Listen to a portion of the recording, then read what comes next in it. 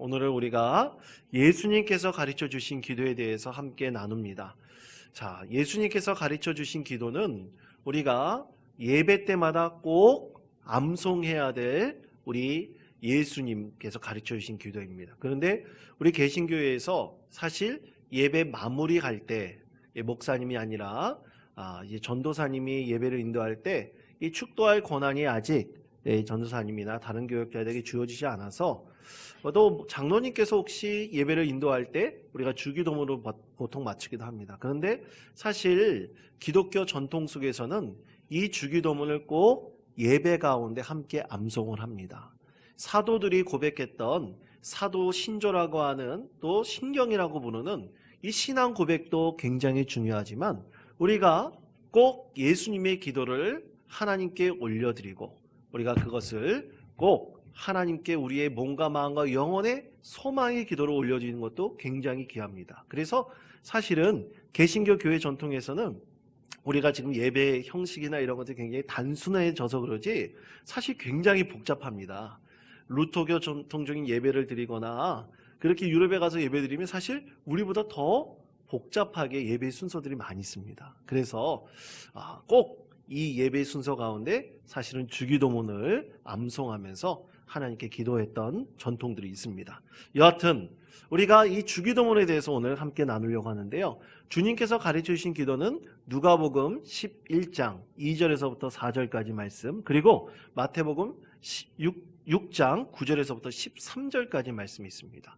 자, 화면에는 좀 이제 잘려서 보이는데요. 여러분 오늘 주보를 한번 보십시오. 이 두 가지 이 주기도문의 말씀이 조금의 차이가 있습니다. 자, 여러분 한번 보십시오. 누가복음 11장 2절에서부터 4절과 마태복음 6장 9절에서 13절까지의 말씀 중에서 거기 첫 번째 줄에 보시면 아버지여라고 누가복음 부르는데 마태복음에서는 하늘에 계신 우리 아버지여라고 하고 있습니다. 차이가 있죠? 그냥 아버지여라고 부르는 것과 하늘에 계신 우리 아버지여라고 부르는 것은 분명히 어감에서도 정서적으로 분명히 차이가 있습니다. 그리고 이름이 거룩히 여김을 받으시오면 똑같습니다. 그리고 2절 누가복음 11장 2절 부분에 보면 나라가 임하시오며 라고 되어 있지만 마태복음 6장 10절에서는 그것과 덧붙여서 뜻이 하늘에서 이루어진 것 같이 땅에서도 이루어지이다 라고 말씀하고 있어요. 더 많습니다. 하나님께서 그 나라가 임하시는 것이 하나님의 뜻인데 이것이 하늘에서도 이루어진 것처럼 이 땅에서도 동일하게 이루어질 것이다 라는 간절한 소망이 이 가운데 담겨져 있는 것이죠. 또 3절에 보면 우리에게 일용할 양식을 주옵시고 라고 이 마태복음 말씀하고 있어요. 그런데 우리에게 날마다라고 하나 더 추측했어요. 그래서 일용할 양식은 사실 매일같이 주시는 양식 아닙니까? 그러니까 날마다라는 말이 더 강조돼서 들어간 것이죠. 그리고 그 누가복음 11장 4절은 그 마태복음 6장 12절과 똑같습니다. 그리고 누가복음 11장 4절 말씀에 보면 우리를 시험에 들게 하지 마시옵소서라고 끝나는데 마태복음의 말씀은 그것에 더 많이 붙여져 있습니다. 다만 악에서 구하시옵소서 라고 덧붙여서 기도하고 있고요. 그리고 맨 마지막에 나라와 권세와 영광이 아버지께 영원히 있사옵나이다. 아멘 하고 말씀하고 있어요. 그런데 이 마지막 13절 말씀은 성경에도 여러 사본들이 있습니다. 그런데 여러 사본들 중에서 어떤 사본은 이 말씀이 없는 사본이 있어요. 근데 어떤 사본에는 또 이 말씀이 있는 사본들이 있습니다. 사본이라는 것은 베껴 쓴 거잖아요. 그러니까 베껴 쓰다가 이 베껴 쓴 사람이 이 덧붙일 수도 있고 뺄 수도 있었나 봐요. 그래서 어떤 것이 있는 것도 있고 없는 것도 있습니다. 그렇게 차이가 있어요. 그러니까 누가복음의 말씀과 마태복음 말씀이 또 복음서의 말씀이지만 이 주님께서 가르쳐 주신 기도에 대해서 우리에게 말씀할 때도 조금의 차이가 분명히 있습니다. 그런데 여러분, 예수님께서 이 기도를 예수님께 가르쳐 달라고 제자들이 요청한 이유가 분명히 있습니다. 왜 제자들은 예수님께 이 기도를 가르쳐 달라고 했을까요? 여러분, 자, 그 첫 번째 부분을 보십시오. 유대인들은 그들이 하나님께 드렸던 기도가 있었습니다. 유대인들이 하나님께 매일같이 하나님께 예배할 때마다 기도할 때마다 드렸던 기도법이 있었습니다. 자, 대표적인 게 두 가지가 있어요. 하나는 18가지 축복 기도가 있습니다. 그리고 또 하나는 카디시라고 하는 기도문이 있어요. 여러분, 우리가 비록 개신교인으로 우리가 기독교 안에서 신앙하고 있지만 여러분, 우리 같이 형제라고 했던 카톨릭, 그리고 또 이제 카톨릭과 다른 이 그리스 정교회나 또 러시아 정교회나, 이 정교회는 사실은 그리스 정교회, 러시아 정교회 그러면서 여러 정교회가 있습니다. 그래서 카톨릭처럼 하나가 되어 있지는 않아요. 그래서 그 유럽의 여러 지역마다 정교회들이 사실은 분산되어져 있습니다. 분파처럼 되어져 있지만 그래도 그들이 그 로마 시대 때 지녀왔던 그 예배의 전통과 그리고 그들이 갖고 있는 신앙의 전통 그대로 이어받고 있는데요. 그들 예배에 참석해 보면요, 기도문이 굉장히 많이 있습니다. 여러분, 카톨릭은 그 한번 미사에 이렇게 참여하다 보면요, 이 예배를 위한, 미사를 위한 예배 전집이 따로 있어요. 거기에 말씀이 다 기록되는 게 따로 있습니다. 그래서 그 말씀을 이 기도 가운데, 이 예배 가운데 굉장히 많이 읽어요. 그런데 대부분 다 그것이 뭐냐면, 여러분, 구송기도라는 거 들어보셨습니까? 구송기도라는 것으로 되어져 있습니다. 다 기도문이에요. 그러면 여러분, 구송기도라는 것은 뭐냐? 구송기도라는 것은 말 그대로 이 기도문을 작성을 해가지고 입으로 예배 가운데 드려지는 기도예요. 그러니까 우리는 기도하실 때 장로님들이 대표로, 회종을 대표해서 이제 기도문을 작성하시거나 또 안수집사님, 권사님들이 기도문을 작성하셔서 기도하지 않습니까? 또 그 위에서 은혜 받은 들을 기도하시는데 그들은 그렇지 않아요. 꼭 예배 가운데 기록되어져 있는 기도문이 있는데 그것을 입으로 올려드리는 기도가 구성기도라고 합니다. 근데 그런 전통이 초대교회에서부터 계속 이어져 왔어요.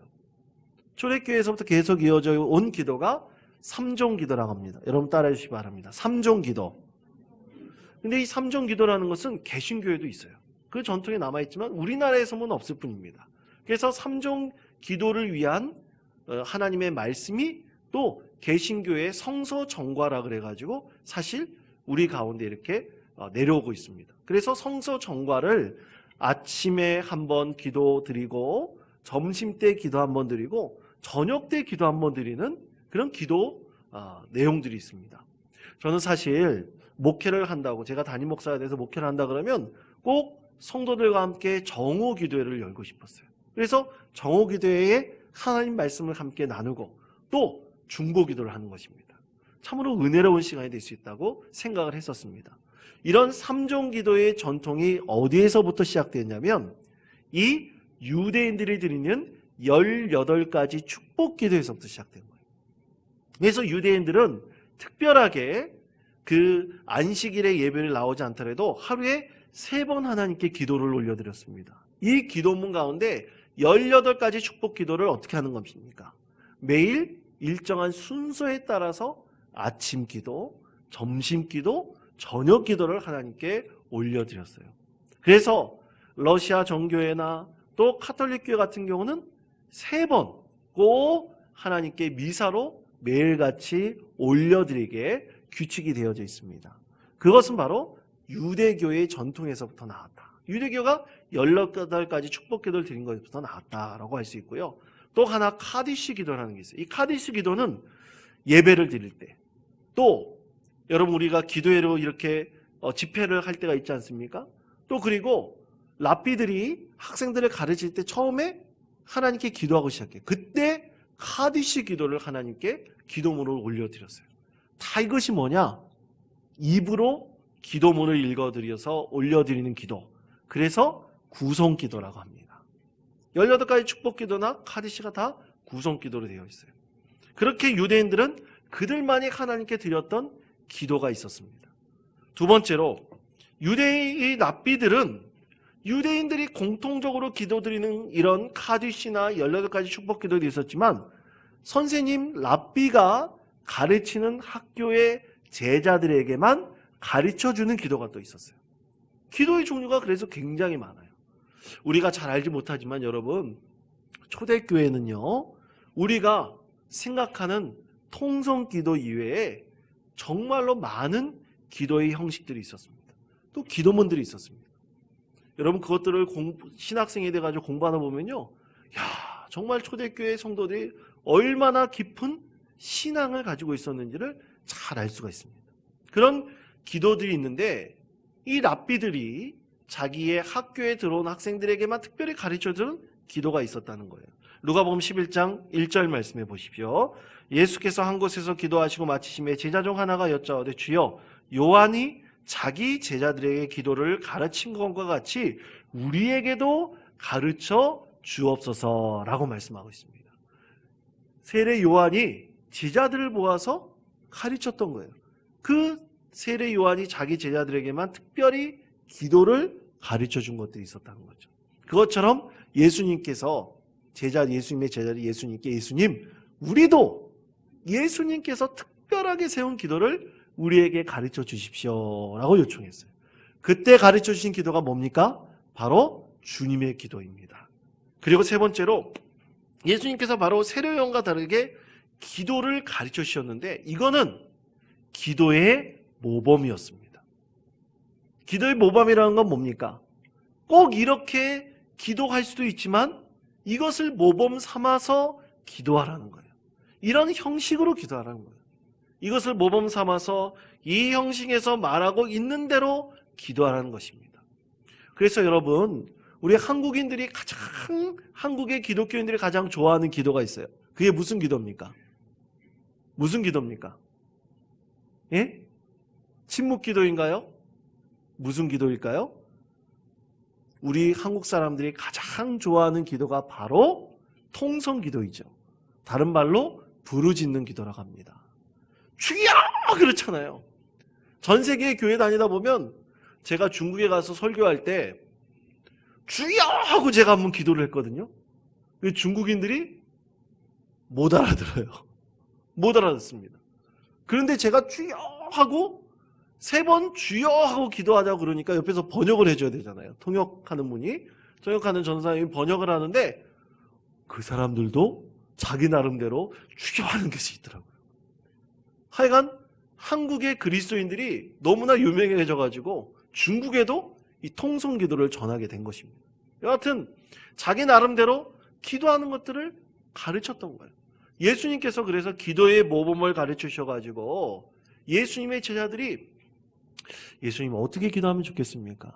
어떻게 우리가 기도를 할 수 있을까요? 라고 물어봤을 때 이 기도의 모범을 가지고 기도하라고 가르쳐 주셨어요.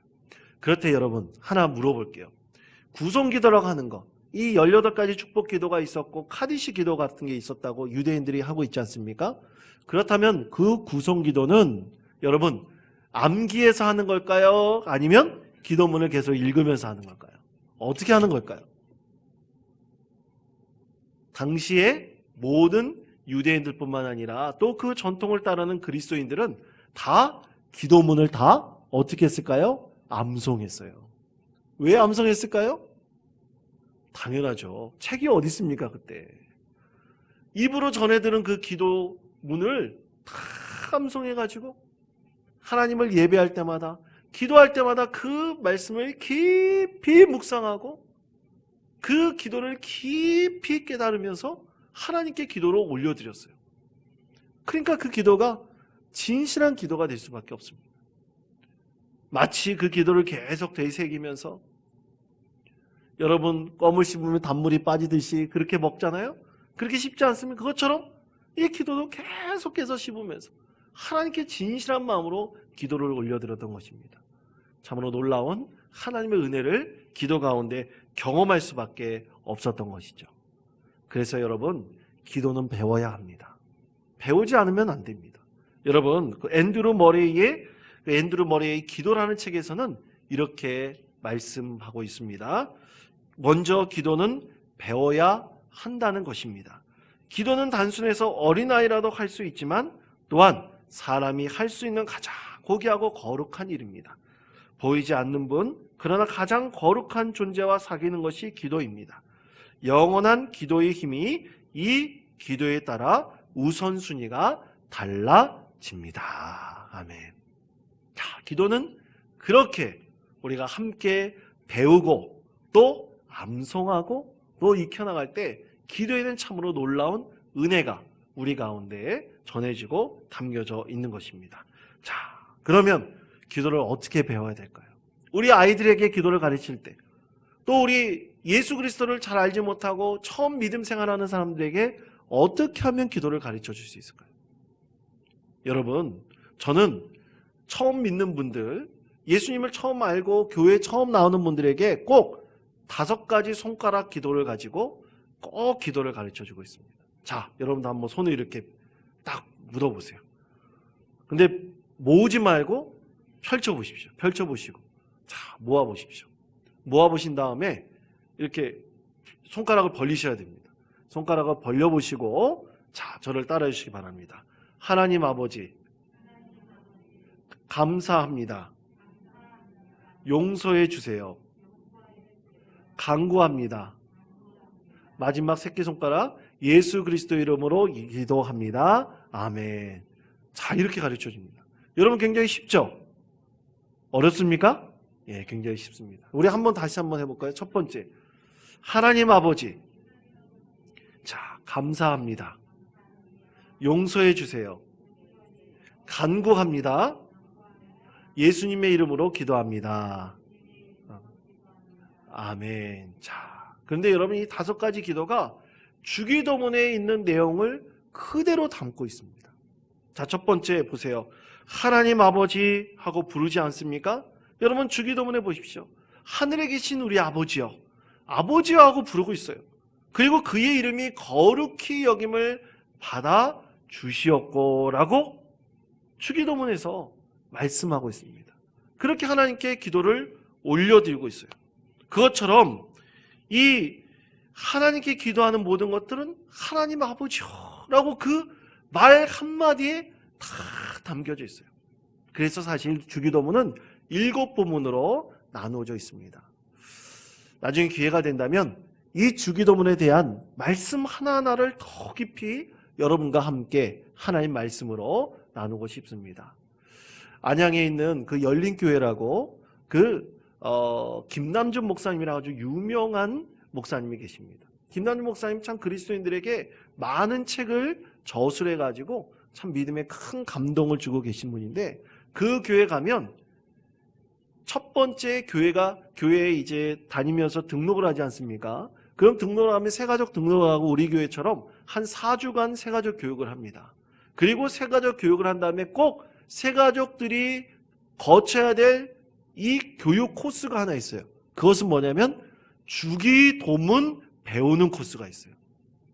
그래서 김남준 목사님이 쓰신 책 중에서 이렇게 두꺼운 주기도문 책이 있습니다.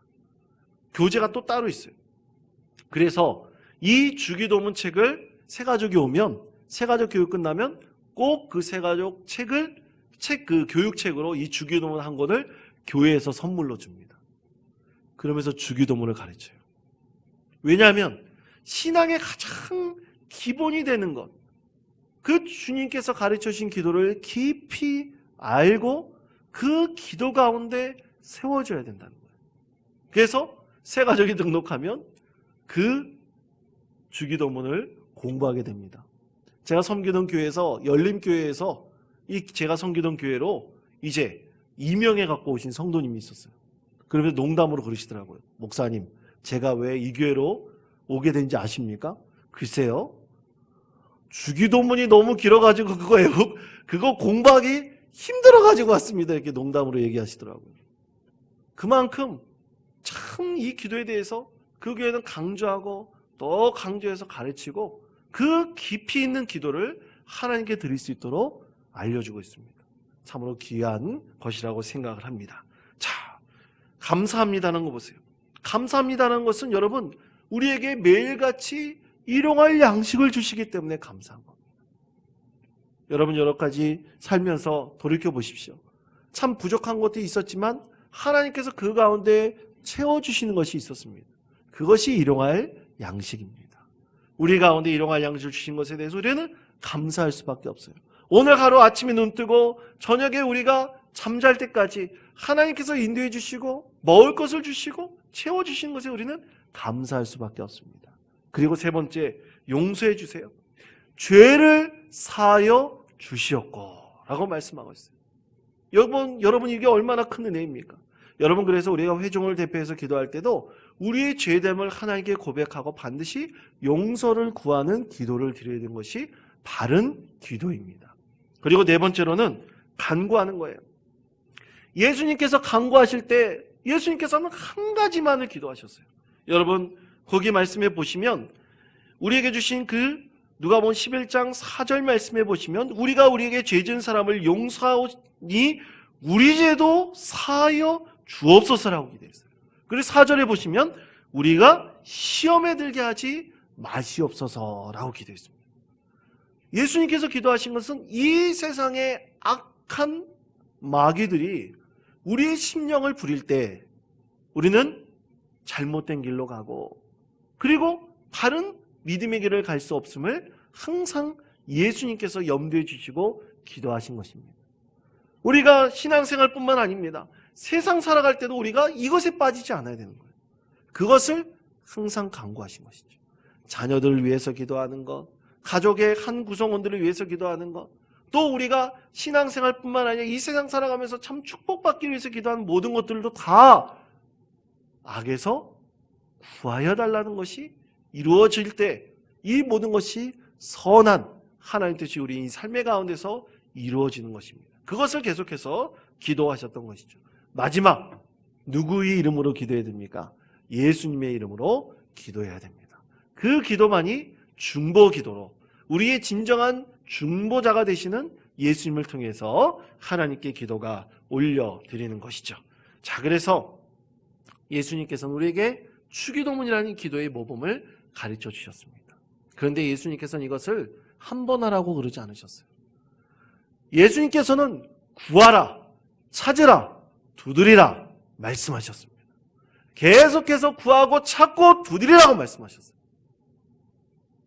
그렇게 기도는 계속해서 간구하고 두드리고 찾는 것입니다.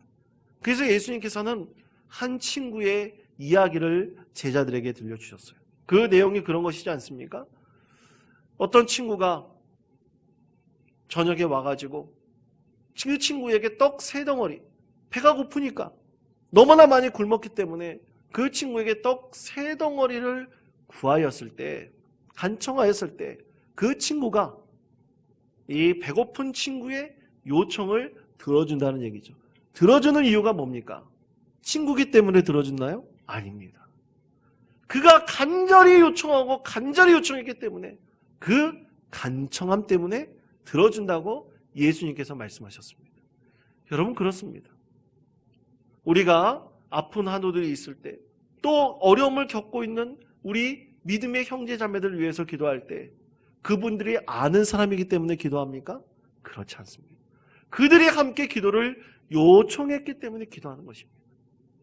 여러분, 우리가 원통장로교회 성도 아니라 할지라도 이웃에 어려움을 당한 사람이 기도해달라고 할 때 여러분, 기도해 줘야 되는 것 당연한 거 아닙니까? 그 기도하는 이유는 뭡니까? 그가 기도해달라고 요청했기 때문이에요. 그 기도가 너무나 귀한 것이기 때문입니다. 아는 사람이라고 내가 너를 위해서 기도해 줄게 반가워하지 않는 사람들이 있어요. 그러나 그들의 간청함으로 인해서 함께 기도하고 그 요구를 들어주는 것이 바로 우리 하나님의 마음이신 것입니다.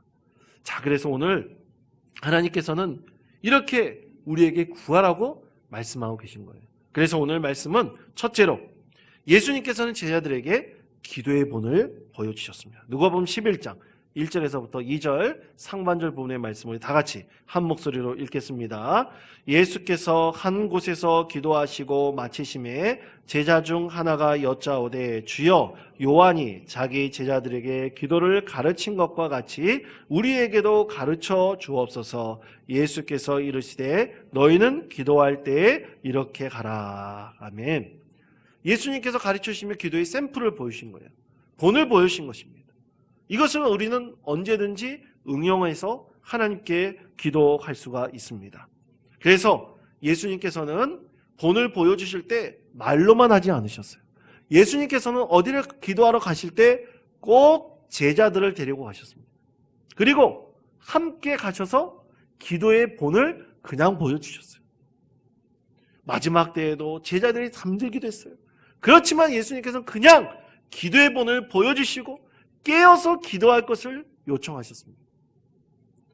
여러분, 우리가 자녀들에게 기도의 본을 보이면 됩니다. 기도의 본을 보이면 우리 자녀들은 부모의 그 기도하는 모습을 보면서 자녀들이 따라가고 참된 신앙의 근본을 우리 자녀들이 깨닫게 되는 것입니다. 두 번째로, 하나님께서는 간절한 마음으로 구하는 자에게 응답하신다고 말씀을 하셨습니다. 누가복음 11장 9절에서부터 10절까지 말씀, 우리 다 같이 한 목소리로 봉독하겠습니다.